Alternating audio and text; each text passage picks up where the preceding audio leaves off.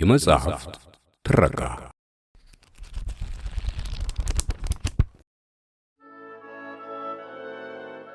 የነበረው እንዳልነበረ። ደራሲ ቺንጊዝ አይቲማቶቭ፣ ተርጓሚ ካሳ ገብረ ሕይወት። በትረካቲ ተዘጋጅቶ የቀረበ ክፍል 3።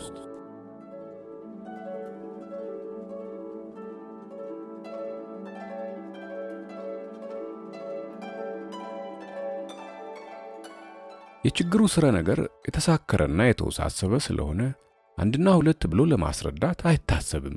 ሰበቡ ብዙ ነው። በእርግጥ መነሻውን አውቀዋለሁ፣ ግን ፋይዳ የሌለው ለማንም የማይጠቅም ከንቱ ነገር ነው። ሰውየውን እንደ አጋጣሚ መንገድ ላይ እንዳየሁት ትዝ ይለኛል። እንኳንስ ሊያሳስበኝ ሁለተኛም መንገድ ላይ አገኘዋለሁ ብዬ አላሰብኩም። ወራቱ ወደ መጸው ማለቂያ ላይ ስለነበረ ቀኑ የቀፈፈና የከበደ ሆኖ ዝናብ አይሉት በረዶ ውሽንፍር ቢጤ ይወርድ ጀመር። የመኪና መስታወት መጥረጊያው ያለማቋረጥ ወዲያና ወዲህ ይላል። ተራራውን አልፌ ወደ ዶሎን መተላለፊያ ድረስ ምንም ሳልል ደረስኩ። አይ ዶሎን ከሩቅ ታየኝ። ዶሎን አስቸጋሪና ማህተኛ ቦታ ነው። ግርማ ሞገሴ የማይደፈረው የቲያንሻኝ ምድር ዶሎን።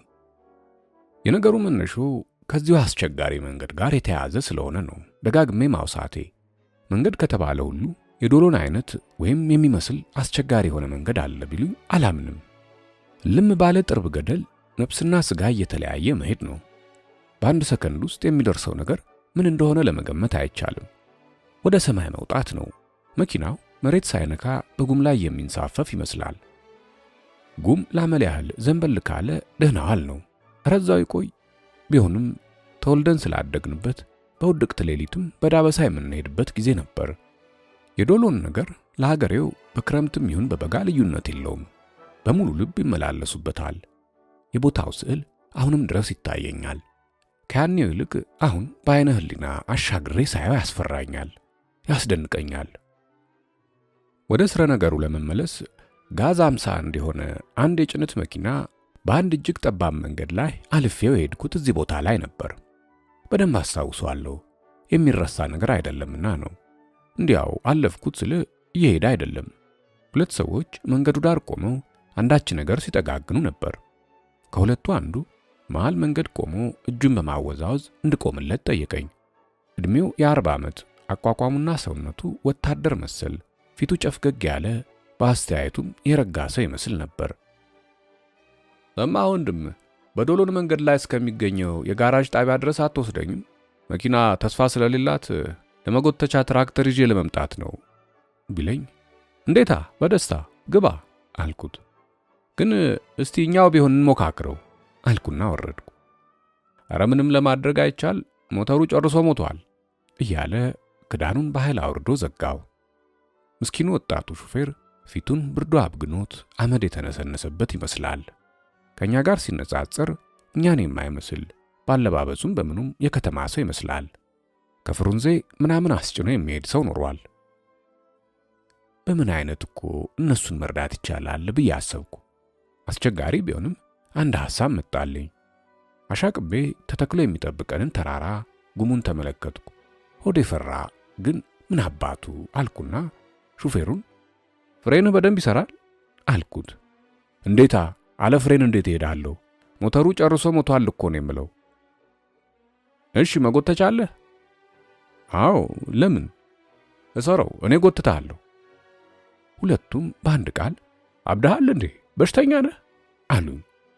ጥሩም ይሁን መጥፎ አላውቅም፣ ግን አንድ ነገር ከወሰንኩ እግቡ ማድረስ ልማዴ ስለሆነ የኔ ሐሳብ በዚህ ቆሟል አልኳቸው።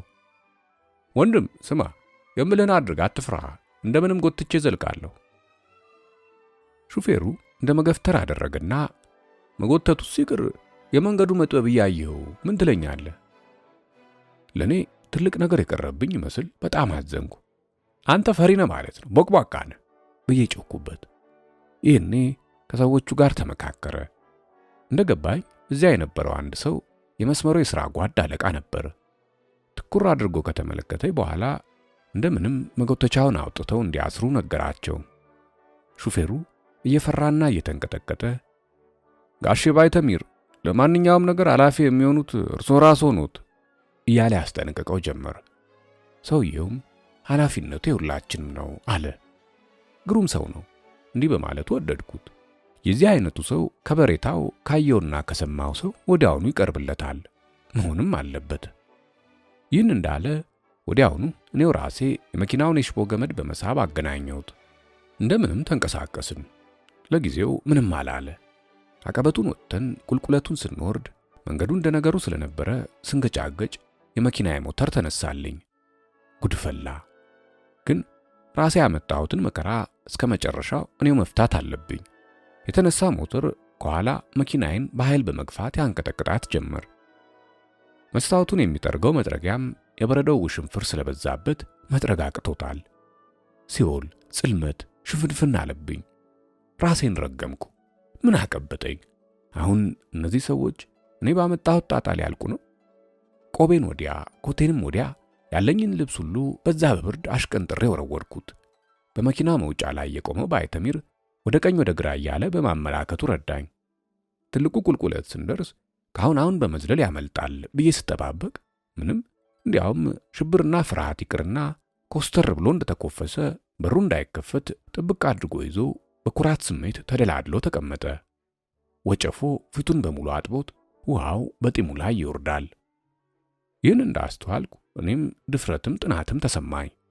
ድል ለማድረግ ከፊታችን የምትጠብቀን አንዲት አስቸጋሪ መንገድ ብቻ ነበረች። ይህንን እያሰብኩ በመጠኑ ስጽናና ባይተሚር ተመልከት ብሎ በመጮህ አስበረገገኝ። መኪናው ሲመጣ ይታየኛል፣ ወደ ቀኝ ለቀቅ አድርግለት እንዳለኝ አደረግኩ። ከወደ ተራራው አንድ መኪና እየከነፈች ብቅ አለች። ለካ ያመናጢ ጃንታ ይኖረዋል። እንኳን ይህን አገኝቶ ለአለቃችን አንድ ነገር ሳይናገር እንደማይቀር ገመትኩ። እየተቀራረብን ሄድን። መኪናው ሊሳሳም ምንም ያህል አልቀረው። እኔ መሆኔን ሲያይ ራሱን እየነቀነቀ ቅሬታውን ገለጸ። ልማዱ ነው። እኔም ጀሃነም ግባ እስቲ የምትሆነው ነው ያለው የፈለግከውን በል ብዬ መለስኩለት። በዚህ በኩል አንሰናነፍም። ሞት ተፍቶን እንደምንም ወደ ጋራዡ ከሚወስድ መንገድ እንደደረስን ሞተሩን አቆምኩት። ከጩኸቱና ከሁከቱ ዓለም ጸጣል። በድኖኛለሁ። ባለውበት እንዳለው ቀረው። ብርዱ እንደ ሹል መርፌ ይዋጋል። ባይተሚር ጃኬቱን ብድግ አድርጎ ትከሻዬ ላይ ደረበልኝ። ቆቤንም አንስቶ በማጥለቅ እስከ ጆሮ ግንዴ ድረስ አለበሰኝ። ሌላው ሹፌር በድንጋጤ ብዛት ነፍስና ስጋው ተለይተው ያው እንደኔው ካለበት የጨዋ ሐውልት ሆኗል። ኋላ ግን ተንፈስ ሲልለት ሲጋራውን እያወጣ ወደ እኔ ቀረብ አለና ጋበዘኝ። ስቀበለው አሁንም እጄ መንቀጥቀጡን አላቋረጠም። አቀጣጠለልኝ። እኔም እሱም ትንሽ ሳብ ማግ ካደረግን በኋላ ነፍሳችን መለስ አለች። ደግነቱ መከራና ችግር ሲያልፍ ወዲያው መረሳቱ። ያ ሁሉ አለፈና ጉራይን ለመንዛት አትችልም ያለኝ ሰው እስቲ አሁን ይድገማት እኮ ማን ነው እያልኩ የሹፌሩን ትከሻ እየጠበጠብኩ እልል ጀመር። እሱም የፈንጠዝያው አካል በመሆን እርስ በርሳችን የተገፋፋን እንዲህ ነው እንዲያ ነው በማለት ጉራው ሽለላው ቀጠለ። እንደገና ደጋግመን አጨስን። የጣልኩትን ልብስ ሁሉ እየደራረብኩ ሰዓቴን ብመለከት ጊዜው ነግዷል። በጊዜ ለመድረስ መብረር ነበረብኝ። በሉ መሄዴ ነው አልኳቸው። ባይተሚር ፊቱ ክስልስል ቁጥርጥር ሲል አየሁት። የለም ወደ ቤት እንግባና እንግዳዬ ስለሆንክ ምናምን እንቅመስ እንጂ አለኝ። ጊዜ ስላልነበረኝ በጣም አመሰግናለሁ፣ ግን መሄድ አለብኝ። እግረ መንገዴን ሳልፍ ቤት ጎራ ማለት ስላለብኝ ሚስቴ ትጠብቀኛለች። አዝናለሁ ወዳጅ፣ መሄዴ ነው። ሹፌሩ የነፍሴ ጌታ አዲስ ጓደኛዬ የለም በጭራሽ አትሄድም፣ አንድ ጠርሙስ መክፈት የግድ ነው፣ ነገር እንዳታመጣ እያለ አጥብቆ ለመነኝ። ይህኔ ባይተሚር ንግግሩን ሳይጨርስ በመሃል ጥልቅ ብሎ ተውት ሂድ እንዳለው ሚስቱ ትጠብቀዋለች። በል ለመሆኑ ስምህን እኮ እስካሁን አልጠየቅኩም። ኤልያስ እባላለሁ። በል እሺ ሂድ፣ ያደረክልን እርዳታ ለምስጋናችን ወሰን የለውም። ዋናዋ መንገድ እስክገባ ሸኘኝ። ከዚያም ምንም ሳይናገር እጄን ባለው ኃይል ከጨበጠኝ በኋላ ከጋቢናው ዘሎ ወረደ። እንደመታጠፍ ስል ዞር ብዬ ባየው አሁንም ካለበት ቦታ ላይ ሳይነቃነቅ ቆሞ ያየኛል። ኮፍያውን በእጁ ጨብጦ እንደያዘ ራሱን ወደ ታች ደፍቶ ምን ማድረግ እንደሚገባው ግራ ገብቶት መሃል መንገድ ላይ እንደተገተረ ቀረ። ይኸው ነው እንግዲህ። የዚያን ዕለት መንገድ ላይ ሰዎች አጋጥመውኝ እነሱን ስረዳ ከመዘግየቴ በቀር ስለሌላው ዝርዝር ነገር ከአሴል ጋር ፈጽሞ አልተጨዋወትንም። የዚያን ቀን ምን እንደዘጋኝ አላውቅም እንጂ ከሷ ጋር ባጭሩ ማውራት አይሆንልኝም፣ ወይንም ምስጢር የሚባል ነገር አላውቅም ነበር። ባጭሩ የማያበጃት ሆኖ ስለታየኝ አንድም ብነግራት ኖሮ እየየ ብላ አታባራም በማለት ከማንሳቱ አለማንሳቱን መረጥኩ። እንደዚህ አይነት ድፍረት ለሁለተኛ አይደገመኝም በማለት ከራሴ ጋር መሐላ ገባው። መሐላውን ምናልባት በማግስቱ በረሳሁት ነበር። ግን ብርድ ተሰምቶኝ ኖሮ እቤት እንደደረስኩ ውጋቱና ስቃዩ ቀስፎ ስለያዘኝ ትንፋሽ የለ ድምፅ የለ አልጋይ ላይ ወደቅኩ። ነፍሴን አላውቀውም። ያለፈው የመከራ ራእይ በፊቴ እየተመላለሰ ያቃዠኝ ጀመር። በሦስተኛው ቀን ነፍሴ መለስ አለ። ከሁለት ቀን ረፍት በኋላ ድካሙ ሲያልፍልኝ አዲስ ጉልበት ስላገኘው በቀላሉ ለመነሳት ስችል፣ አሴል ግን በጣም ከስታ ታየችኝ። የታመመችው እሷ ናት ወይስ እኔ? ምን ነካብኝ በማለት ግራ ገባኝ። እውነትም አተኩሬ ሳያት የድሮ አሴል አይደለችም። ሁለመናዋ ተለዋውጧል። ፊቷ ገርጥቷል። ውበቷ ታጥቧል። የፊቷ ጉስቁልና እስኪታይ ድረስ ያቀጣጠኗ ነገር ደግሞ ሌላ ነው። አውሎ ንፋስ ቢያገኛት እንደ ሳር ገለባ ይዟት በሄደ። በእኔም በልጁም ሐሳብና የቤት ሥራ እንዲህ ለመሆን በቃች ብዬ አዘንኩላት። የለም አይሆንም በቃኝ አልኩና ቀስ ብዬ ካልጋዬ ተነስቼ ልብሴን ከለባበስኩ በኋላ ልጄ እንዳይነሳ ወደ ጆሮዋ ጠጋ ብዬ የኔ አሴል ሳማትን የሚያይልን ሰው ጠይቂና ወደ ከተማ ሄደን ሲኒማ እንይ እስቲ አልኳት። አይኗን ከፈት አድርጋ እንደ መባንን እያላት ከመቅጽበት ብድግ ብላ አይታኝ እንደማታውቅ ከላይ እስከታች ካየችኝ በኋላ ፊቷን ደረቴ ላይ በመቅበር እምባዋን እየተንሰቀሰቀች ታወርደው ጀመር። አሴል የኔ አሴል ምን አገኘሽ? ምን ሆንሽ? እስቲ ንገሪኝ። ምንም ስለተሻለ ከደስታ የተነሳ ነው እንጂ ሌላ ነገር ኖሮ አይደለም። እንኳን ዳንክልኝ፣ እንኳን ተሻለ። እሺ ይሁን፣ አሁን አታልቅሺ። ይውድኝ የለ ይህን ያህልም እኮ አላመመኝም። እንዲያውም በመታመሜ ከአንቺ ከመወድሽ ሚስቴና ልጄ ጋር አብሮ ቤት ለመዋል ምክንያት ሆነኝ። ዘውትር የምመኘውና የምፈልገው ነገር ከሆነልኝ ከእናንተ ጋር አብረ መዋሉን ነው። ሳማት እንደ መዳህ መሞካከር ጀመረ። ወደ መነሳቱም ያምረዋል። ወዲያው እየተፍገመገመ ይወድቃል። በዚሁ አይነት የትግል ዕድሜያቸው ሕፃናትን ማየት ምንኛ አስደሳች ነገር ነው። አሴር ቅር ባይልሽ ከእናንተ ጋር እንደዚህ አርፌ ለመዋል እንደገናም ቢያመኝ ግድ የለኝም። አሴል እየተቆጣች ኧረ እባክህ ወደዚያ፣ ምን አይነቱ ጅሎ የማይበጅ ይታመን። ሳማት በድንገት ነቃ። አሴል ወዲያው ብድግ ብላ እንደሞቀው እንቅልፍ እንደተጫጫነው ወደኛ አልጋ መጣችው። ሶስታችንም ድብድብ ያዝን። አንዴ በሆዳችን አንዴ በጀርባችን እየተራመደ እየወደቀና እየሳቀ የድቡችን ላይ መስል እላያችን ላይ ተመቻችቶ ቁጭ ይላል። ዓለም ጨዋታ ይሉሻል ይሄ ነው አይደለም? አንቺ ግን ታለቅሻለሽ። ይሄ ሁሉ እኔ ቤት ባሉ ሊገኝ መሰለሽ? በቅርቡ ቤተሰቦችሽን ሄደን እንጠይቃለን። ሳማትን ሲያዩ ወዲያው ይቅርታ ያደርጉልሻል፣ ሁሉንም ይረሱታል። መሄዱ በእጅ የተጨበጠ ነገር ቢሆንም ዝግጅቱ ቀላል አልነበረም። ፈቃድ ማግኘት አለብኝ። ለቤተሰቦቿም አንዳንድ ስጦታዎች ማዘጋጀት አለ። ባዶ እጄን መሄድ አልፈልግም ነበር። ሲል ደግሞ የክረምቱ ወራት ገባ። በቲያንሻኝ ተራራዎች የክረምቱና የብርድ ነገር አይወራ። ውሽንፍሩ፣ በረዶ፣ የበረዶ ናዳ፣ እረ ስንቱ!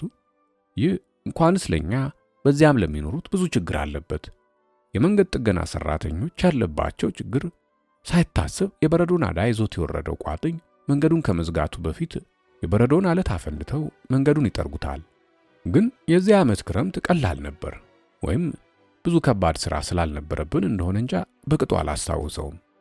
በሥራችን ላይ ሥራ ስለታከለበት መላወሻ መተንፈሻ ጠፋ። ከበድ ያለውና ተፈላጊ ሥራ የሚሰሩ በትዕዛዝ ሳይሆን በፈቃዳቸው ወደው እንዲቀርቡ ስለተጠየቀ ፈቃደኞች ከሆኑት አንዱ እኔ ሆኜ ተገኘው። ያኔ በበጎ ፈቃድ ያደረግኩት ሥራ ለብዙ ችግር ጠንቅና መነሻ ቢሆነኝም ቅሉ አሁንም ቢሆን አላዝንበትም። ብቻ ለወጉ ያህል የደረሰብኝን ነገር ልንገርህ። አንድ ቀን ማታ ከቤት ወደ ሥራ ለመሄድ ስነሳ አሴል ለአሊቤክ ባለቤት ይህችን ጥቅል አድርስልኝ አለችኝ። ከቤታቸው አጥር አጠገብ ቆሜ ጥሩምባዬን ነፋው። ይህኔ የአሊቤክ ባለቤት ብቅ አለች። አሊቤክ የት ነው አልኳት። የት ነው ማለት እንዴት ነው? ሰው ሁሉ ሰራተኛ ሁሉ ተሰበሰበበት ባቡሩ ጣቢያ ነው። እንዲያውም ሰው ሁሉ ባቡሩ ከጣቢያው ደርሷል እያለ ያወራል አለችኝ። ስለምታወራው ነገር የማውቀውም ይሁን የሰማሁት ነገር ስላልነበረ ግራ ገባኝ።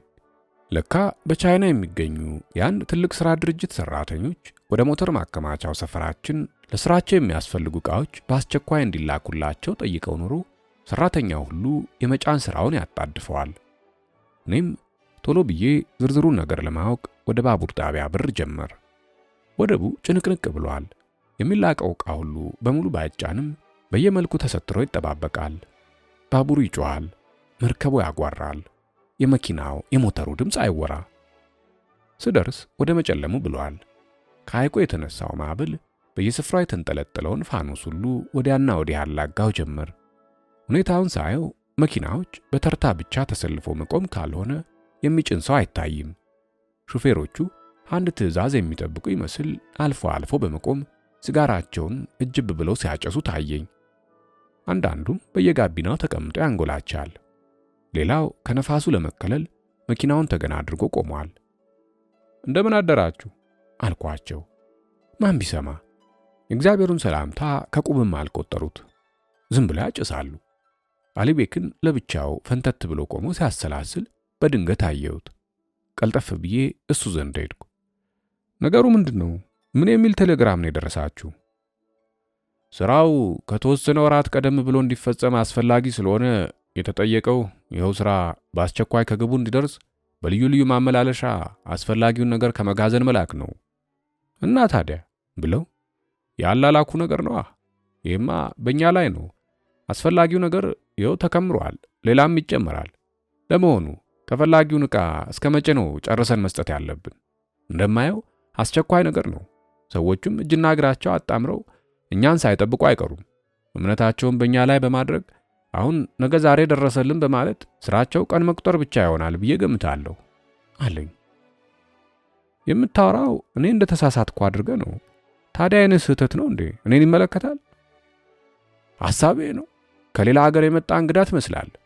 ነገሩን እያወቅከው እንዲት ላይ ወይስ ነገሩ ከባድ ሆኖ ባይታይህ ነው? አልገባኝም እያለ ቢያመር በንግግሩ እንደመቆጣት ብዬ አለወትሮ ምን አገኘህ አበድክ ልበል እያልኩ ፈቀቅ ብዬ ቆምኩ። አማንጅሎቭ ዋናው አለቃችን ወደኛ ሲያመራ አየሁት። አንድ ሰራተኛ ሲጋራ ነክሶ ስላየው ክብሪት አውጥቶ ሲለኩስለት እሱም ነፋስ እንዳያጠፋው ኮቱን ጋረድ በማድረግ ከለኮሰ በኋላ ግራና ቀኝ ያለውን ሰራተኛ ሁሉ በእልቅና ስሜት አንዴ ቃኘው። አሁን ወደ ሚኒስትር ስልክ ልደውል ነው። ምናልባት ተጨማሪ እርዳታ ይልኩልን ይሆናል። ቢሆንም ወንድሞቼ ተስፋችንን በዚህ ማቆም የለብንም። ነገሩ እውነታችሁን ነው። የማመላለሱን ሥራ በምን አይነት መንገድ እንደምንተናነቀው ለእኔም ለራሴ ግራ ገብቶኛል። ቢሆንም ብሎ ንግግሩን እንደገታ ከወደ ኋላ ጓዳ አማንጅሎቭ እንዳሉት ችግሩ ችግር ነው፣ እንዲያውም የችግርም ችግር ነው ያሰኛል። ተጭኖ የመጣው ነገር ምቹ አይደለም። ከአንድ ከሁለት ሳጥን በቀር ሌላ መጨመር አይታሰብም። እንዲህ ከሆነ ደግሞ እስከሚመጣው የጸደይ ወራትም ቀንና ሌሊት እየተፈራረቅንም የማመላለሱ ሥራ አያልቅም አለ። አለቅየውም እርግጥ ነው እንደተባለው ነው። ቢሆንም አንድ ነገር ማድረግ አለብን። እስቲ በየቤታችሁ ሂዱና አረፍ ብላችሁ ነገሩን አብላሉት ካለ በኋላ መኪና ውስጥ ገብቶ እየነዳ ሄደ። አሁንም ሰራተኞቹ በሙሉ ካሉበት አልተንቀሳቀሱም። የማንንም ስም በተለይ ሳያወሳ አንድ ሰው ከወደ ጨለማ ሆኖ ዝግ ባለ አነጋገር ነገሩ የሽርደዳ ነው እንጂ በእነሱ ቤትማ ምን አለ? ሁሉም ይሆናል ይደረጋል ነው። ግን ከአንድ በግ ሁለት አጎዛ አይወጣ። ድሮኑ በጊዜ ማሰብ ነበር። አሁን ጭንቅ ጥብብ እያለው ብድግ አለና ሲጋራውን መሬት ላይ ጥሎ ረጋግጦ ካጠፋ በኋላ ወደ መኪናው ተጓዘ። አሁንም አንድ ሌላ ሰው እንግዲህም እነሱ ይኸው ናቸው። ውሃው አገጫቸው ሲደርስ ሊያሰጥማቸው ሲደርስ ብቻ ነው የእኛን እርዳታ የሚጠይቁት። የምናስፈልገው በዚህ በጭንቁ ጊዜ ብቻ ነው። እንዲህ ነው እንጂ እያለ ንግግሩን እንደጨረሰ ሌላው ደግሞ አሁንስ አበዛችሁት፣ ንትርኩ ጭቅጭቁ ምንድን ነው? የአሳ ሚስት ከባሏ ጋር የምታበቅለው ንትርክ አልመሰለም? ነገሩ ቀላል ነው። የተጠየቀው ወንድማዊ እርዳታ ነው። ይበቃል፣ ዝም በሉ እያለ እንደ መብረቅ ጮኸባቸው። እኔ ግን ከክርክሩም ከምኑም ሳልደበለቅ ራቅ ብዬ ቆሜ ሳለው ከጣቢያው እየጎተትኩ ያደረስኳት ከባድ የጭነት መኪና ትዝ አለችኝና ወኔው እንደገና ስለተቀሰቀሰብኝ ወደ ተሰበሰቡት ሰራተኞች እየገሰገስኩ መሃላቸው ቆሜ ቀላል ነገር ነው፣ ይቻላል፣ የማይቻል ምን አለ? የሚያስፈልገንን ከመኪኖቻችን ኋላ እያሰርን መጎተት ነው፣ አለቀ። ዝብዝብ አታብዙ፣ መፍትሄው ይኸው ነው ብላቸው አፍራሽም ይሁን አዎንታ ይቅርና ለነገሩ ጨርሰውም ዋጋ አልሰጡት። ይህን ሐሳብ የሚያቀርብ እብደት የተጠናወተው ወይም አእምሮ ያልተስተካከለ ሰው መሆን አለበት ሲሉ ነው። ጃንታይ በንቀት እያፏጨ ይኸውላችሁ እስቲ ይህን ወሬ ስሙልኝ ሲል ባላየውም እሱ መሆኑን ወዲያውኑ በድምፁ ለየሁት። በዛ መንገድ ከባዱን የጭነት መኪና እየጎተትኩ መሄዴን ዝርዝሬ ለማስረዳት ወዲያ ወዲህ ብል ጭራሽ አላናግር አሉኝ። እንዲያውም አንድ ግዙፍ የሆነ ሰውዬ በእጁ ይዞት የነበረውን ጓንት አጠገቡ ለነበረው ነጂ ሰጠና አይኑን አፍጥጦ ጥርሱን አግጥጦ ወደ እኔ መጣ። ትንሽ መቆም እንኳን ያባት ነበር። እንደደረሰ የሸሚዜን አንገትያ ባለው ኃይል ጨምድዶ ይዞ እስቲ ተንፍስና ላሽትት አለኝ። ፊቱ ላይ ተነፈስኩበት። ስካር እንደሌለብኝ ወዲያውኑ ተገነዘበ። አልሰከርም አለ። ከዛም ጓደኛው እንግዲያው ጅላንፎ መሆን አለበት አለውና ከባልንጀራው ጋር ወዲያው ወደ መኪናቸው ገብተው እየበረሩ ሄዱ። ሌሎቹም አንድም ቃል ሳይተነፍሱ አቅጣጫቸውን እየተከተሉ ወደ የቤቱ አመሩ። እንደዚያን ቀን ራሴን ያዋረድኩበት ዕለት ትዝ አይለኝም። መለዮ ቆቤ እንኳን በአፍረት ቀላ። ሁሉም በንቀት፣ በግልምጫ፣ በስድብ፣ በማጉረምረም ገራርፈውኝ አዋርደውኝ ሲሄዱ ወደ እያንዳንዱ ሹፌር እየተንደረደርኩ ቆዩ ልንገራችሁ፣ አትሂዱ፣ አዳምጡኝ፣ ይቻላል ነው የምላችሁ። የምትሉት ቀርቶ ተጎታች ቤትም ቢሆን በዚህ በፈራችሁበትና በተንቀጠቀጣችሁበት መንገድ እየጎተቱ ለመሄድ ተችሏል፣ ይቻላልም እያልኩ ባስቸግራቸው ከሽማግሌዎቹ ሹፌሮች አንዱ ሐዘን በተቀላቀለበት ስሜት ትኩር ብለው ለጥቂት ጊዜ ከተመለከቱኝ በኋላ ሰማህ፣ ገና አንተ ጥርስህን ሳትነቅል የቲያንሻኝ ተራራ እናውቀዋለን፣ ያሳደገን ነው። የዳንስ ቤት ወለል መሰለህ? ወዳህ አይደለም የምትቀባጥረው፣ የሚታዘንልህ ልጅ ነህ። ምን ነው ባታስቀን ባክህ አሉኝ። የአዛውንቱ ንግግር እንዳለቀ ሌሎቹም የማፌዝና የመቀለድ ስሜት እያሳዩ ወደ የመኪናቸው ገቡ። አሁንም ላቋርጥ ነው የባሰውን ነደደኝና ድምፄ እስከፈቀደልኝ ድረስ ጉሮሮዬ እስኪሰነጠቅ እየጮኩ አሁን እናንተም ሹፌሮች ነን ብላችሁ ታወሩ ይሆን? አሰዳቢዎች፣ ቦቅቧቆች፣ ሴታ ሴቶች ናችሁ። በመሰረቱ ጠብ ያለህ ና ወዲህ ባለኝ ነበር። ጥጋብ ነው። እየተከተልኩ ባስቸግራቸው ሁሉም ግር አሉና አንዴ ከበው ሊበሉኝ ነበር። አንተ የሰው ነብስ አሻንጉሊት መጫወቻ ማድረግ ነው? የኛ ጀግና፣ የኛ አዲስ ሐሳብ አመንጪ፣ የአንተ አይነቱ ለገንዘብና ለሽልማት ውር ድንብሩን ገደል ለሚገባ ያዋጣው ይሆናል። ለአንተ ይሁንልህ፣ ለኛ አይበጀንም እያለ ጃንታይ ጮህብኝ። በዚህ አኳኋን ጩኸቱና ጥሉ እየናረ ሲሄድ እንዳይደበድቡኝ ስለፈራሁ የኋሊት እየሄድኩ ጎንበስ ብዬ የጣውላ እንጨት መሳይ በእጄ ይዤ ለመመከት እንዳነር ግራና ቀኝ እየተገላመጥኩ ስጠባበቅ ሁላችሁም ወደ ስራችሁ ሂዱ የሚል ድምፅ ተሰማ። ማን እንደነበር አልታየኝም። ለካ አሊቤክ ኖሯል። ደጋግሞ ጸጥ በሉ፣ አንድም ሰው እንዳይተነፍስ በማለት ካስጠነቀቃቸው በኋላ ኤልያስ፣ ለማስረዳት የምትፈልገውን ነገር ምንድነው? እስቲ ቶሎ ብለህ ባጭሩ አስረዳ አለኝ። ምን ጥቅም አለው? እንደምታየው የኮቴን ቁልፍ ብጥስጥሱን አወጡት። ይሁን ግድ የለም። እኔ ባጭሩ ለማስረዳት የፈለግኩት እነሱ አሁን በፈሩበትና በተንቀጠቀጡበት ተራራማ መንገድ የተጫነ ከባድ መኪና እየጎተትኩ ሄጄ ከተፈለገው ጣቢያ እንዴት እንዳደረስኩት ነው። ይኸው ብቻ ነው። ለጉራ ብዬ አይደለም፣ ለማበረታታትና ለማደፋፈር ብዬ ነው። ይህኔ ሰዎቹ በጥርጥር ዓይን ፊትፊቴን እያዩ ጸጥ አሉ። ከነሱ አንዱ አሁን እውነት እየጎተትኩ ከምትለው ቦታ ደረስኩ ነው የምትለው? እንዴታ፣ ምን አስዋሸኝ? በዶሎን ተራራ እየጎተትኩ ከጣቢያው አድርሼዋለሁ። ከነሱ አንዱ እየተደነቀ የማይመስል ነገር ነው፣ በእውን ነው ወይስ በህልም? እስቲ አስብበት ብሎ እንደጨረሰ ሌላው ደግሞ እንዲያው እኮ ነው ዝም ብሎ የሚጮህብን፣ እውነት መሰላችሁ ሲል ሰማሁት። የሚጮህ ውሻ ብቻ ነው። ምስክር የሚያሻችሁ ከሆነ ጃንታይ በጥንድ አይኖቹ አይቶኛል። ጃንታይ የት ነህ? ንገራቸው። መንገድ ተገናኝተን የለም አታስታውስም? እያልኩ የምስክርነት ቃሉን ስጠብቅ ጃንታይ ግን ወዴት እንደጠፋ እንጃ ተሰወረ። ለካ ሸሽቶ ሄዶ ኖሯል። መሬት የዋጠው መሰለ። ግን ግድ የለም ጎድቶ አልጎዳኝም። እንዲያውም አንዳንዶቹ ያለ ምስክር ወደ ማመኑ አዘነበሉ። ካላመኑት መካከል አንደኛው ከንቱ ባዶ የሆነ ወሬ ነው፣ ኧረ እስቲ እንዳጋጣሚ ሆነለት ተሳካለት እንበል። ታዲያስ ምንድን ነው? ሕይወታችንን ለድል አንሰጥም። እሱ ቀናኝ ስላለ እኛ ምን አገባን? ሕፃናት አይደለንም። የሕይወትን ዋጋ ለይተን እናውቃለን። እንዲያውም የመንገዱ መጥፎነት ታውቆ ውስጣዊ ሕጋችን መኪና እየጎተተ በዚህ መንገድ የሄደ ከባድ ኃላፊነት እንዳለበት ተጠቅሷል። ለተቆጣጣሪው መሐንዲስ ብንነግረው እሺ ይለናል ብላችሁ ታስባላችሁ? የለም። በዚህ አይነቱ በእኛ ሙከራ እስር ቤት ሊገባ አይፈልግም። ምን አደከመን? ሕጉ ገላገለን ይሏቸዋል። እንዲህ ነው። ሌላው ደግሞ ተው እባካችሁ፣ መሐንዲሱ የሚከለክልበት ምን ምክንያት አለው? ይህን አስቸጋሪ መተላለፊያ በመጀመሪያ የቀደሱት ኢቫን ስቴፓኖቪች ናቸው። ይህንን ድፍረት የተሞላበት ጀብድ ሲፈጽሙ ማንንም አልጠየቁ፣ ማንም አልፈቀደላቸውም። እንደ አጋጣሚ ምንም ሳያገኛቸው ይኸውና በእኛ መሃል ይኖራሉ። ቢያስፈልግም ራሳቸው በዝርዝር ያስረዱ። ታዲያስ የዚሁን አይነት ጀብድ ፈጽማለሁ ብሎ ለሚነሳ ሰው ምን አከራከረን ባይ ነኝ። ኢቫን ስቴፓኖቪች በእርግጥ እንደተባለው ተደርጓል። ግን እኔ ያደረግኩት አሁን ከተባለው ጨርሶ የተለየ ነው።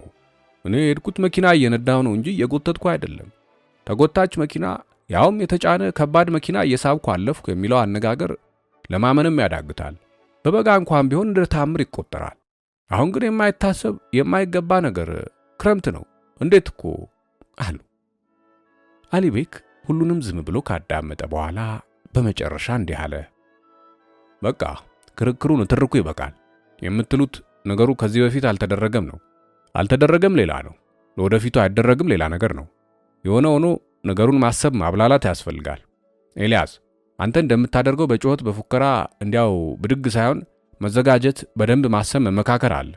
ቃላትና ጩኸት ብቻውን ለምንም አይበጅም። ቃልና ንግግር ሳይሆን ያልኩትን በሥራ ለማሳየት የምችል ሰው ነኝ፣ አደርጋለሁ። እናንተ ይህን ለማድረግ በሐሳብ ስትገባበጡ ደሩ። ለእኔ ግን አዲስ አይደለም። እውነተኛውና ውሸተኛው ማን እንደሆነ ግድ የለም፣ ኋላ ይለያል። እርግጥ ነው እያንዳንዱ ሰው የየራሱ ጠባይ አለው። አንዳንዱ ራሱን መቆጣጠር ሲችል፣ ሌላው ደግሞ የዚሁ ተቃራኒ ሆኖ የሚገኝበት ጊዜ አለ። ሁለተኛው የኔን ጠባይ ይመለከታል። ያልፈቀደኝን ለማድረግ መሪውን መኪናውም ከኔ ጋር መሆኑን አየሁ እንጂ የመንገዱ አስቸጋሪነትና የሚያስከትለውን ጣጣ አሳምሬ አልተገነዘብኩትም። መልኩን ያለየ ፍርሃት አይሉት ጀግንነት ይሆናል አይሆንም፣ ያወጣል አያወጣም በሚል ስሜት መንፈሴ ታወከ። ባሰብኩት ቁጥር የነገሩ ከባድነት እየታሰበኝ በሄድም ውሳኔ በመሄዱ ቆመ። ቆይ ይታያል፣ ይህን ሁሉ ፈሪ አላሳፈርኩት እንደሆነ እኔ አይደለሁም።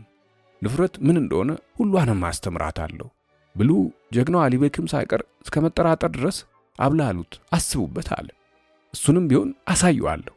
ምንም ቢሆን ፍረታቸውን እነሱ መልሰው ይወጡታል እንጂ እኔ እንደሆን ቃሌን አላጥፍም።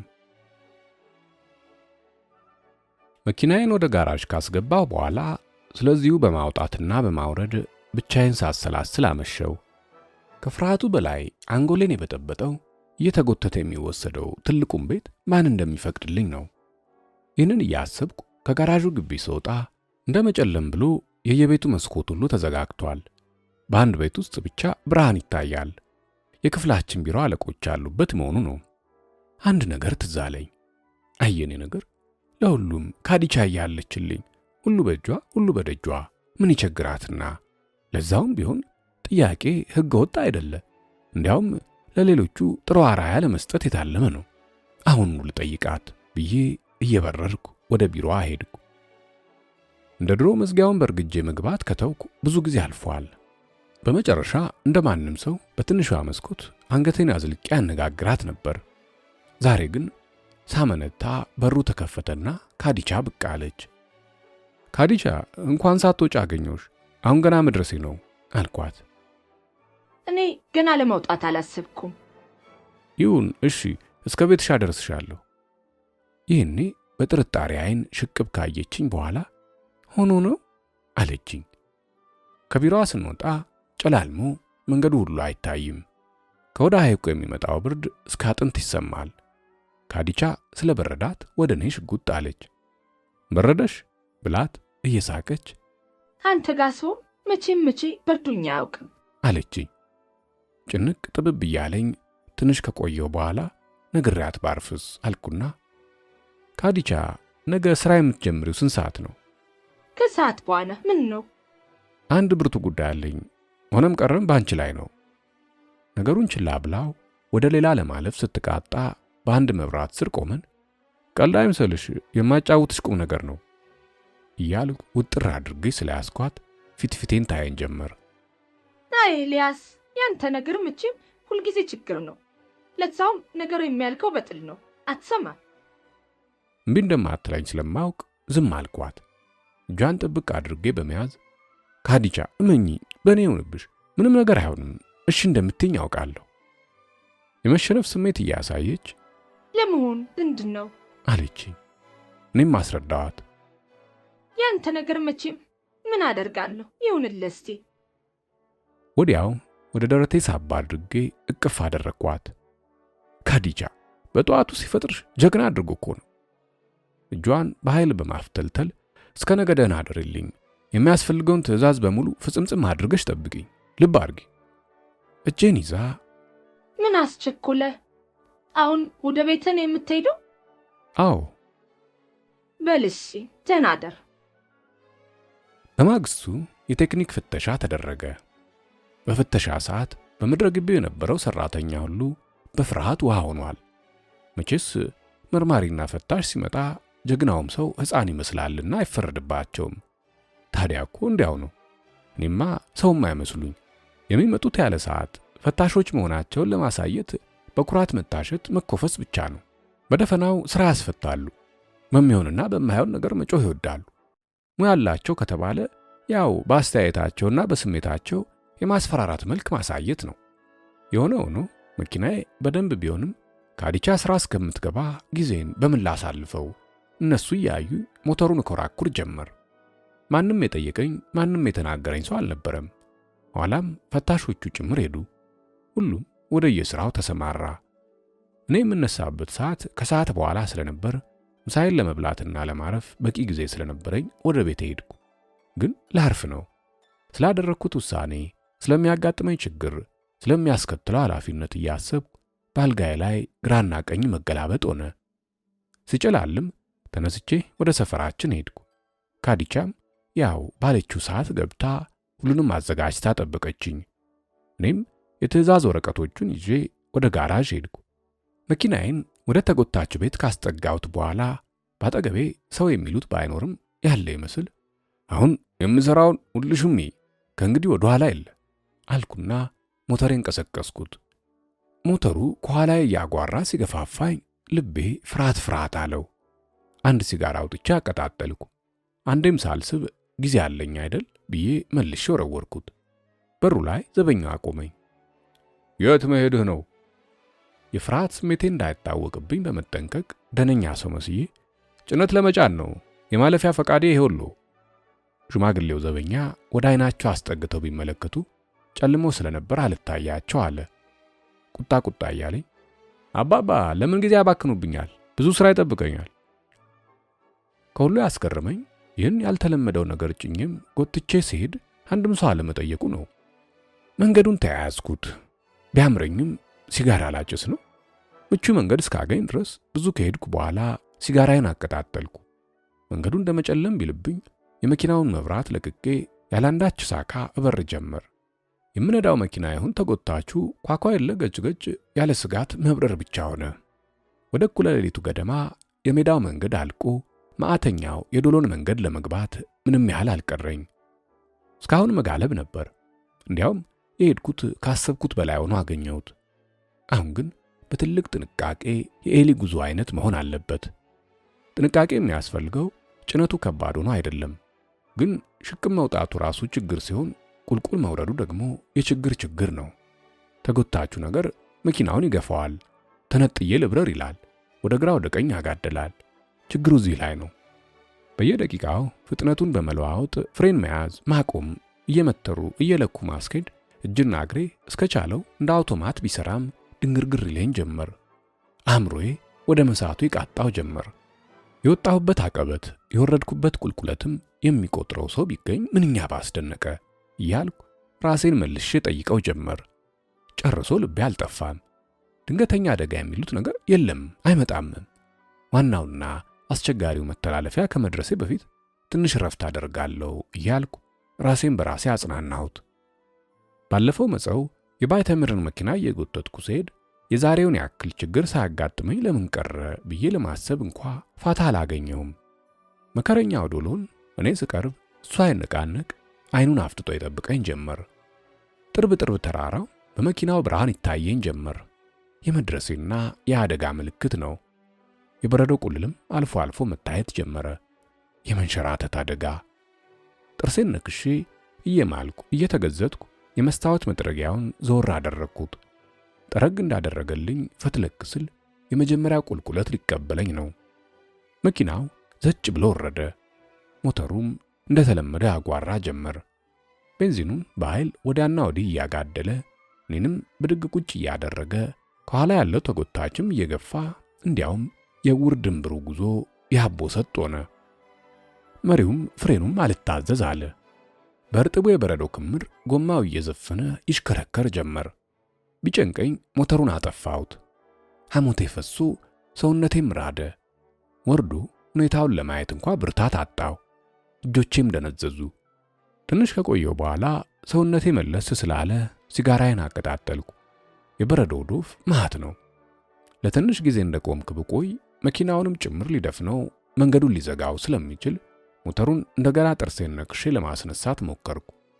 ከደልዳላ ቦታ ስለደረስኩ እንደምንም 4 ኪሎ ሜትር ከተጓዝኩ በኋላ እንደገና አቀበቱን ተያይዤ ሽቅብ ወደ ላይ ወጣ ጀመር። በተራራው ላይ የሚያልፈው ጉም ከላይ ልም ያለው ገደል ከግራና ቀኝ በደፈናው በሰማይና በምድር መካከል እንደተንጠለጠልኩ ጉዴ ፈላ። መኪናው ቀጥ አለ። አንደኛ ብለው ሁለተኛ ጨርሶ ሞተ። እንደ እብድ ብቻዬን እየጮኩ የሚሰማ ሰው ይመስል አይዞ ውጣ፣ የቀረው ትንሽ ነው፣ በርታ እል ጀመር። የባሰ አታምጣ፣ ቆሞ በቀረ ጥሩ። ፍሬኑን እንዲያዝኩ የኋሊት ይሄድ ጀመር። ተጎታቹ ቤት ከኋላ ይስበው ጀመር። ሄዶ ተፈተለከ። መቼም ትረፍ ያላት ነፍስ ከገደሉ ጥግ ካለው ቋጥኝ ጋር ተጋጭቶ ቆመልኝ። ፍርሃትም መደነቅም እፍረትም ናላይን አዙሮት ቀስ ብዬ ወርጄ ሁኔታውን አየሁት። የተረገመ ጎደሎ ቀን። ተጎታች ቤት ከመኪናው ተገንጥሎ ለካ ጉድባ ውስጥ ገብቶ ኖሯል። ለመውጣት ተስፋ የለውም። እስኪበቃ ድረስ ሰጥሟል። የንዴቴ ብዛት ብቻዬን ገፍቼ ለማውጣት እንደ እብድ እየጮኩ ገፋ ጀመር። ወይ ንቅንቅ! ጭንቅ ልጅ ያደርጋል። የልጅ ሥራ ነው። ትርፉ መንፈር መናደድ ነው። ፋይዳ የሌለው ነገር ሆነ። መኪናው ውስጥ ገብቼ አንገቴ በሐዘን ተሰብሮ መሪው ላይ ተደፍቼ በሐዘን መጦፍ ብቻ ሆነ። በድንገት ከሩቁ የመኪና ድምፅ ተሰማኝ። ወዲያው የመኪናው መብራት ብልጭልም እያለ ከሩቁ ይታየኝ ነበር። ማን መሆኑ በዚህ በመንፈቀ ሌሊት ወቅት ምን እንዳመጣው እየገረመኝ እንደ ሌባ ቀስ ብዬ ከመኪና ያወረድኩና ከኋላ ተያይዞ የነበረውን መጎተቻ ቢጤ ወደዚያ በማሽቀንጠር ተጎታቹንም ቤት እዚያው በመተው መኪናዬን ቀስቅሼ በረርኩ። በእንደዚህ አይነት ፍጥነት ስበር መንገዱን አስቀድሜ ያልተላመድኩት ቢሆን ኖሮ አልድንም ነበር። ልክ ጎህ ሲቀድ ሰፈራችን ደረስኩ። የቤቴን በር በርግጫ በጡጫ ደበድበው ጀመር። ሌላው ቀርቶ አሴል ስትከፍትልኝ እንኳ ዞር ብዬም አላየኋት። ከራሴ እስከ እግር ጥፍሬ በጭቃ ተለውሼ ቁና እየተነፈስኩ ሲጋራዬን አውጥቼ ለማቀጣጠል ኪሴን ስዳብስ በድንገት የመኪና ቁልፎቼን ስላገኘው ወደ ግንቦ ወረወርኳቸው። ራሴን ይዤ አይኔን ጨፍኜ ስናደድ ሳጨስ አይኔን ከፈት ባደርገው ድንገት አሴል በባዶ እግሯ አጠገቤ ቆማ ስትጠብቀኝ አየኋት። ምን ብዬ እንደምነግራት ግራ ገብቶኛል። እሷም ምን ብላ እንደምትጠይቀኝ ግራ ገብቷታል። የወረወርኳቸውን ቁልፎች ከመሬት ለቃቅማ በጠረጴዛው ላይ ካኖረቻቸው በኋላ በዛ በለስላሳ አንደበቷ ልታጠብ ትፈልጋለህ? ገና ትናንትና ያሞኩት የገላ ውሃ እስካሁን ይጠብቃል አለችኝ። ቀስ ብዬ ራሴን ቀና አደረግኩ። አሴል የውስጥ ልብሷን ብቻ እንደለበሰች በባዶ እግሯ ቆማ በብርድ ትንቀጠቀጣለች። የደነገጡት አይኖቿ በፍቅርና በርህራሄ እኔን ብቻ ያሉ። ሐዘን ንቅንቅ እያረገኝ ተጎታቹን ቤት ይዤ ሄጄ ተራራው ስር ጉድባ ውስጥ ጥየው መጣሁ። እየተገረመች እየተደነቀች የምን ተጎታች ቤት አለችኝ። የምን ተጎታች ቤት? አሁን ምን አይነት የሚል ጥያቄ ምን አመጣው? ቀለሙ ደስ ካለሽ አረንጓዴ ከብረት የተሰራ ተጎታች ቤት ቁጥሩ ካማረሽ 0238 እያልኩ ጮኩባት። እንዲያውም ይግረምሽ የወሰድኩት ሰርቄ ሸሽጌ ነው። አታልዬ ማንም ሳይፈቅድልኝ ነበር። ገባሽ አልኳት። አሴል በሐዘን ወገቧ ተሰብሮ ለመቆም ስላልቻለች አጠገቧ ከነበረው አልጋ ላይ ቁጭ አለችና እንዲህ እንድታደርግ የገፋፋ ነገር ምንድን ነው? ማን አሳተብኝ? አለችኝ። ለምን እኔ ማንም ባልደፈረው ባላለፈበት መንገድ ተጎታች ቤቱን ይዤ በማለፍ ጀብድ እንድሰራ ለሌሎቹ የድፍረት አርአያ ምሳሌ እንደሆን ነበራ። ግን ሳይቀናኝ ቀረ። በገዛ እጄ ሐፍረት ለበስኩ። ሁለታችንም ዝም ብለን ስለዚሁ እናስብ ጀመር። ኋላ ግን አሴል ብድግ አለችና ልብሶቿን መለባበስ ጀመረች። አሁን እዚህ መቀመጡ ምን ፋይዳ አለው? ተነሳ አለችኝ። ወዴት ነው የምነሳው? ምን ለማድረግ? ወደ መስሪያ ቤት ሂዳ። እንዴት? ምን ይዤ ልግባ? ተጎታቹን ቤት በራጥዬ? እዛው ሄደ የሆነውን የደረሰውን ሁሉ ዘርዝራ አሰዳቸው። ይህን ስትለኝ ሰውነቴ እሳት ለብሶ ብድግ አልኩና እና እብድለህ ልባል ካልኳት በኋላ በክፍል ውስጥ በመጮ ዳንኪራ በመምታት እንዴት እኮ ያሰብኩት መስራቱ ሲቀር እኔን ያሳዘነኝ ከናካቴው ተጎታቹን ቤት በረሃጥዬ መምጣት ድንጋይ ተሸክሜ በወደ የተሳብኩ ይቅርታ እንደለምናቸው ነው የምትገፋፊኝ። አላደርገው። የፈለጉትን ያደርጉ እንጂ እኔ የምሄድበትም የምናገርበትም ነገር የለኝ። ጩኸቱና ቁጣው የተኛውን ሕፃን ጭምር ከእንቅልፉ ቀሰቀሰው። እሱም ማልቀስ ጀመረ። አቅፋ ብታባብለው ብትለው ለቅሶ ባሰበት። ልጁን እንደያዘች ልዩ በሆነ ንዴት ያለ ልማዷ ልክ አፈሬ ነህ ብትለኝ ፊቴ በንዴት ቀላ። ምን አልሽ አልኳት። በጥፊ ላጠናግራት ነበር፣ ግን እጄን እምቢ አለኝ። ቁጣዋና አስተያየቷ እጄን ወደ ኋላ መለሰው። ወዲያ ከገፈተርኳት በኋላ መዝጊያውን በኃይል በመዝጋት ፈትለክ ብዬ ወጣሁ። ወቅቱ ሊነጋጋ ነበር። በሌሊቱ የደረሰብኝ ችግርና ስቃይ እየታወሰኝ ይህንኑ በማሰላሰል በእጄ የቀረውን መኪና ብቻ ይዤ ለመሄድ ወሰንኩ። ከዚያ በኋላ ምን እንደማደርግ ባለቤቱ ብቻ ያውቃል። የሆነ ሆኖ በዚህ ወሰንኩና ሄድኩ። የዛን ቀን ወደ ቤትም አልተመለስኩ። ከአሴል ጋር በመጣላቴ አልነበረም። አንደኛ ነገር ሰው የሚባለውን ነገር ማየት አስጠላኝ። ሁለተኛ ችግር ሲያጋጥመኝ ችግሩን ለብቻዬ ማብላላት ካልሆነ ከሰው ጋር መደባለቅ አይሆንልኝም። ስለኔስ ችግር ይህን ያህል ማን ሊያስብልኝ ይችላል ብለ ሰው የራሱን ችግር እንደምንም ጥርሱን ነክሶ እስከተቻለው ድረስ መፍትሄውን ማግኘት ያለበት ራሱ ነው። የዛን ቀን ሆቴል አደርኩ። እስከዚህ ድረስ ነው። የዛን ሌሊት ነገር አይረሳኝም።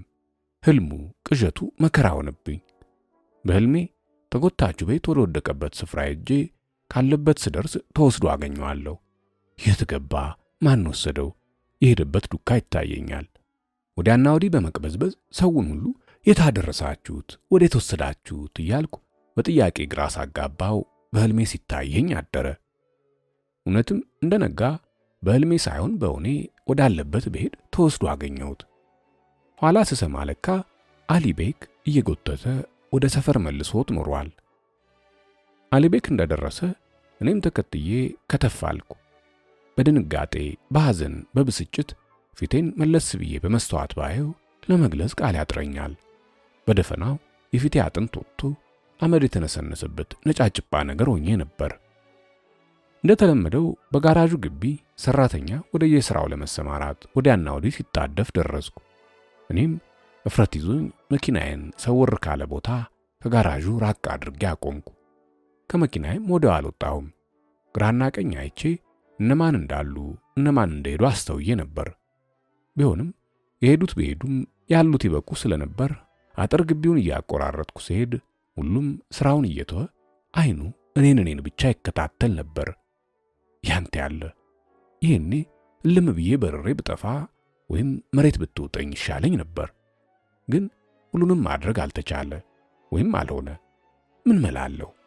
የመጣ ይምጣ፣ የሆነ ይሁን። እንደምንም ጥርሴን ነክሼ ወደ ቢሮ ገሰገስኩ። ቢሮ ሹልክ ብዬ ሳይታወቅ ለመግባት ፈልጌ ነበር። ግን ራሴን ይህን ያህል ለምን አዋርዳለሁ በማለት ስለተጽናና አላደረግኩትም። እንደደረስኩ ማንም ሰው ሰላምታ አልሰጠኝ አለ። ግድ የለም፣ እኔም በእነሱ ቦታ ብሆን እንደነሱ አደርግ እንደነበረ ስለተሰማኝ ራሴን በራሴ አጽናናሁት። ምንም አላልኩ፣ ዝም። የሰው ነገር መቼም የሆነው ያሰብኩት የራሴን ብቻ እንጂ ካዲቻ እኔን ለማስደሰት ስትል ባደረገችው ሥራ አደጋ ላይ መውደቋን ፈጽሞ ረስቼዋለሁ። ከፊት ለፊቴ አንድ የተንጠለጠለ ጽሑፍ አየሁ። አፍጥጫ አየሁት። እሱም እንደ ያኔው በላዩ ላይ በጉልህ የተቀረጸው ፊደል ውርደት ይላል። ዝቅ ብሎ ደግሞ በተራራ ስር ተጥሎ የተገኘ ተጎታች ቤት። በሞትኩት። ጽሑፉን እንዳየው በጥፊ እንደተመታ ሰው ፊቴ ወደ ኋላ መለስ አለ። እንደደረስኩ ካዲቻ ከሰዎች ጋር በስልክ ትነጋገር ነበር። እንዳየችኝ ንግግሯን ሳትጨርስ ስልኩን ዘጋችው። ጉድ ፈላ። ደፋር ለመምሰል ይኸውልሽ አልኩና የፎርሙን ወረቀት ወረወርኩላት። እየተደነቀች እየተገረመች ልዩ በሆነ አኳኋን ዝም ብላ አይኔን ታየኝ ጀመር። ከአሁን ጮኸች ብዬ ስጠባበቅ እባክሽ ያዥና ቆይ፣ አሁን አይደለም አልኳት በሐሳቤ። እሷም ገባት። ምንም አላለችኝም። ወደ ጆሮዋ ጠጋ ብዬ ምን ተባለ? መቼስ ብዙ ክርክር እንደተፈጠረ ይሰማኛል አልኳት። ራሷን በማነቃነቅ የነገሩን ከባድነት ካረጋገጠችልኝ በኋላ እሷንም ጭምር በደረሰባት ወቀሳ ለማጽናናት ከንፈሬን ነክሼ ግድልሽም ለኔው ብለሽ ነው እንጂ አንቺማ ከመንዳቱ ስራ ጨርሰው ሰርዘውሃል አለችኝ። እኔ አደረጉ እንደ ማፌዝ እያልኩ እንዳትኝ አደራሽን። አዎ ለሁል ጊዜም ነው። ብቻ ሾፌሮቹ ስለተሟገቱልህ ለጊዜው ወደ ሩቅ ሳትሄድ እዚሁ እንድትሰራ ተደርጓል። ለዚሁም በስንት ሙግት ነው። ለማንኛውም ሂድና ካለቀየው ጋር ተገናኝ፣ ሊያነጋግሩ ይሻል። ከውሳኔ በኋላ ምኑን አያቸዋለሁ? የፈለጉትን ያድርጉ። የምንለማመጥበት ምክንያት የለኝም። በመተላለፊያው ላይ ሁሉንም እየገፋው ስገሰግስ አሊቤክ ከፊቴ ቆሞ ወደ ግንቡ እየገፋ ካስጠጋኝ በኋላ የኛ ጀግና፣ ጀብድና ጀግንነት ማለት እንዲህ ነው?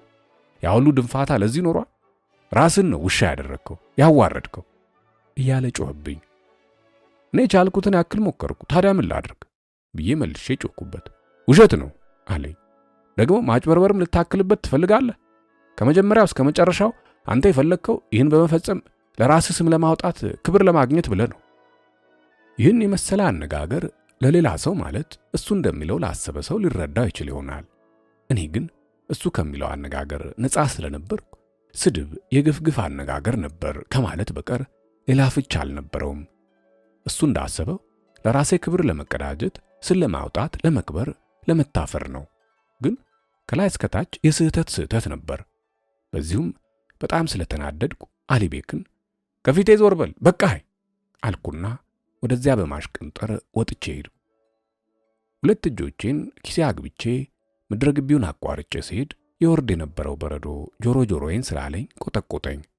ሰዎቹም ከየአቅጣጫው እየተገረሙ እኔን ብቻ ያያሉ። ግቢውን አቋርጬ ስጓዝ አንድ ባዶ ታኒካ ወድቆ ስላጋጠመኝ የንዴቴ ማብረጃ እንዲሆን ባለኝ ኃይል እየደጋገምኩ ለጋው ጀመር። የዚያን ዕለት ያለ ምክንያትና ያለ ዓላማ ያችን ትንሽ ከተማ ከላይ እስከታች ስዞራት ዋልኩ። የዚያን ዕለቱ ብርድ ሌላ ነበር። ሲሰለቸኝ ወደ አንድ መጠጥ ቤት ገባው። ግማሽ ጠርሙስ ቮድካ ከምግብ ጋር በገበታው ላይ ተቀምጦ አየውና ትዝ ይለኛል። አንዱን መለኪያ በለጋው በነገር በሐሳብ ሰክሬ ስለነበር ወዲያው ክው አድርጎኝ ፈዝዤ የገዛ ቦት ጫማዬን ስመለከት አንድ የእውነተኛ ጓደኛ ድምፅ የመሰለ ወንድም ምን ነው አዝነሃል? ምን አገኘ? የሚል ጥያቄ ተሰማኝ። ቀስ ብዬ አንገቴን ቀና ባደርገው ለካ ካዲቻ ኖራለች። እየሳቀችና እየቀለደች ብቻውን የበላ ብቻውን የጠጣ ብቻውን ይሞታል። ለብቻ መጠጣት እኮ ደስ አይልም አይደለም? ይህን የመሳሰለውን ቀልድ ጣል ጣል እያደረገች ወንበሯን ሳብ አድርጋ አጠገቤ ተቀመጠችና አብረን እንጠጣ ተስማማ የለ እያለች 2 መለኪያ ቮድካ ከቀዳች በኋላ አንዱን ለኔ አንዱን ለራሷ በመጠጣት ተቃጥረን የመጣን ይመስል ለጤናችን እያለች ትገፋፋኝ ጀመር። እስቲ አሁን ይህን ያህል የሚያስደስት ነገር ምን አለ ብለሽ ነው? ዝምታውና ሐዘኑስ ለምን ይጠቅም ብለኸው ነው? ደግሞስ እኔ ካንተ ጎን ስገኝልህ መደሰት እንጂ ይህን ያህል ማዘን ምን አመጣው?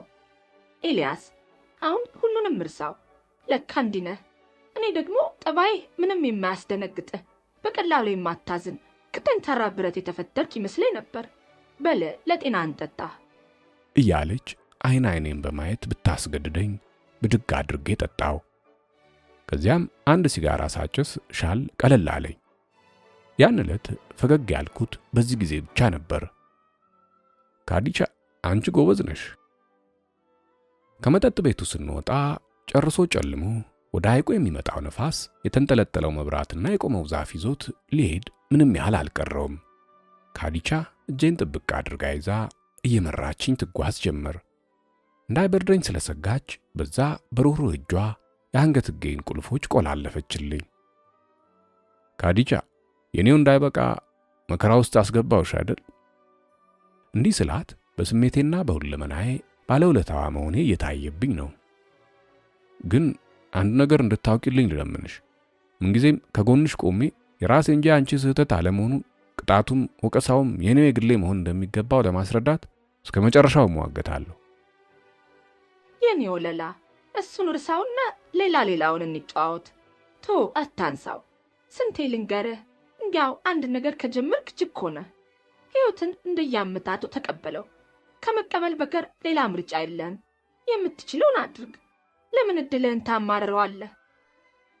እንደምትዩ ቢሆንም ስለ ሕይወት ነገሩን በተለያየ መልክና አቅጣጫ መምራትና መመልከት ያምርብናል አይደል ብዬ ስቃወማት ትንሽ ካሰላሰልኩ በኋላ እሱስ እውነትሽን ነው እንዳልሽው ይሆናል። ይህን የተነጋገርነው በካዲቻ ቤት አጠገብ ሆነን ነበር። የምትኖረው ብቻዋን ነበር። ከባሏ ጋር ባልታወቀ ምክንያት ከተፋቱ ቆይቷል። በመጨረሻ በል እንግዲህ እቤት ደርሰናል አለች። እኔ በበኩሌ አሁንም ምንም ለመመለስ አልቻልኩም። እንደ እውነቱ ከሆነ አንድ የሚያስተሳስረን ኃይል ነበር።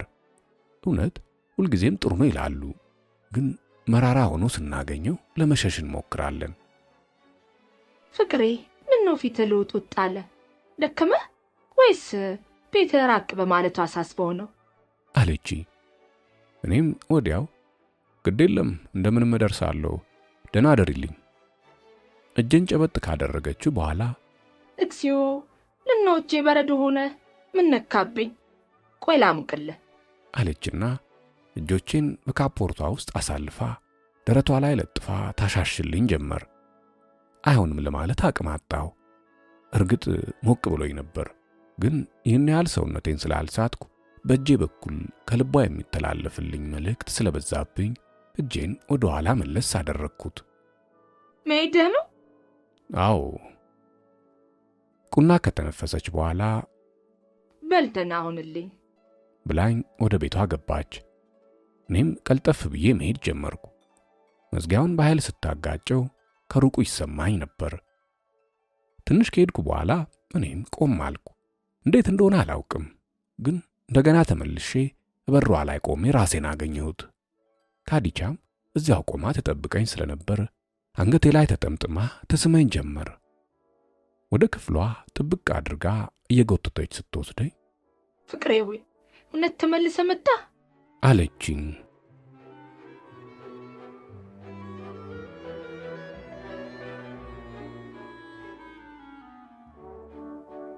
የነበረው እንዳልነበረ ክፍል 4 ይቀጥላል። ላይክ፣ ሼር፣ ኮሜንትና ሰብስክራይብ ማድረግ አይረሳ።